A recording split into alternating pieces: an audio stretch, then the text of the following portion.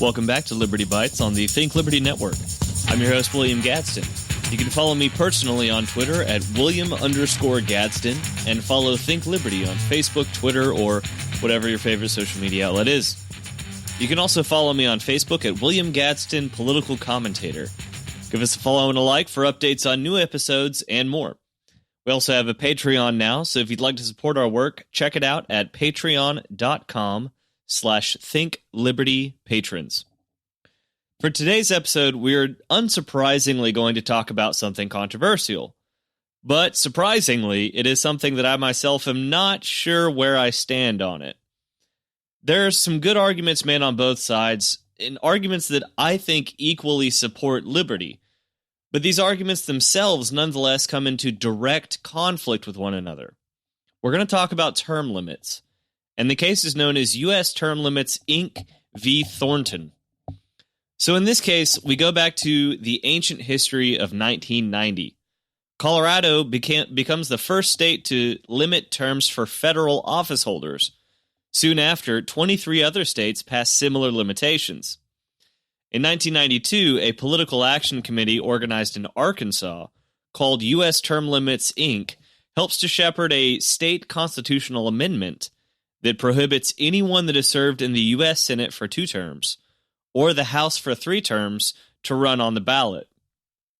They do, however, leave room for anyone to be written in case a particularly popular candidate can still drum up enough votes to win re-election through write-in votes alone.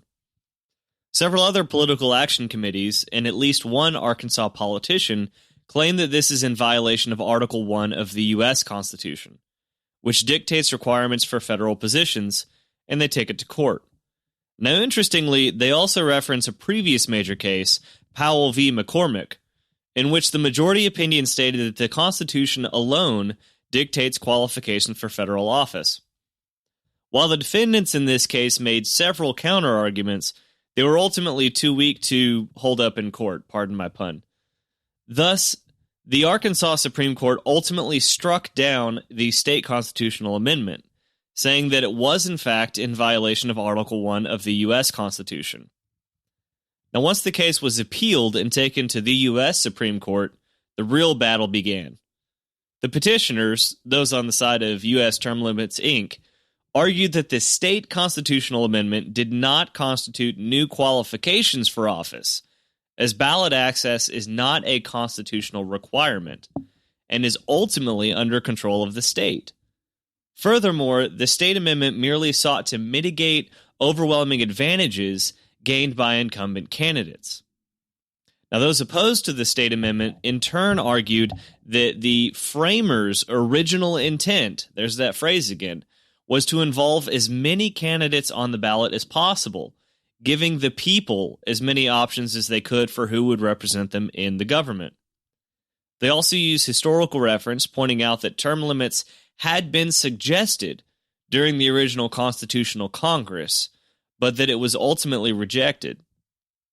So Justice Stevens hands down the majority opinion, ultimately siding with those against the state amendment, and clarifying that term limits are in fact unconstitutional, saying that, quote, the people should choose whom they please to govern them, end quote. He goes on to say that the qualifications stated in Article 1 of the Constitution for holding federal office is comprehensive and final, and that the states do not have the right to restrict or otherwise change them. Now, buried within the majority opinion is a very important clarification that is often overlooked. In it, Stevens also writes that the 10th Amendment only, quote, reserves powers that the states enjoyed before the Constitution was ratified.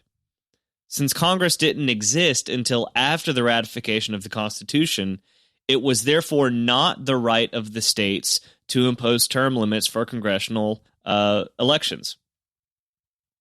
Now, what is so important about this distinction is that if you are a textualist or an originalist in any form, that should be throwing up a lot of red flags, because the 10th Amendment itself makes no differentiation concerning states' rights between before and after the ratification of the Constitution. In fact, the 10th Amendment clearly states that anything not expressly reserved for the federal government falls to the states.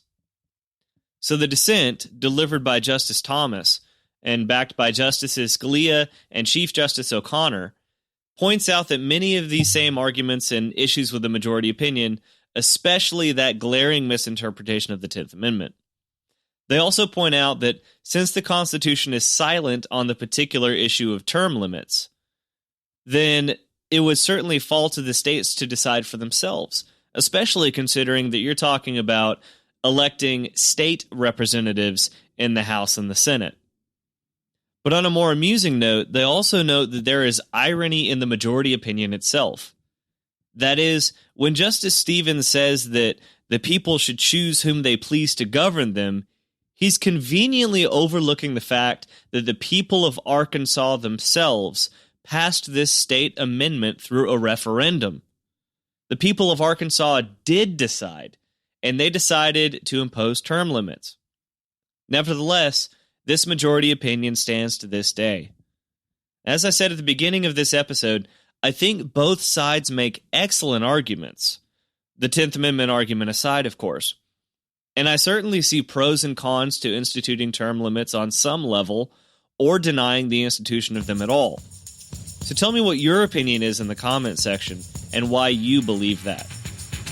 Thanks for listening, and I hope you'll join us next time as we get into one of the most important economic cases that the Supreme Court has tackled so far, Gibbons v. Ogden. And of course, become more liberty-centered with us. I'm William Gadsden with Think Liberty.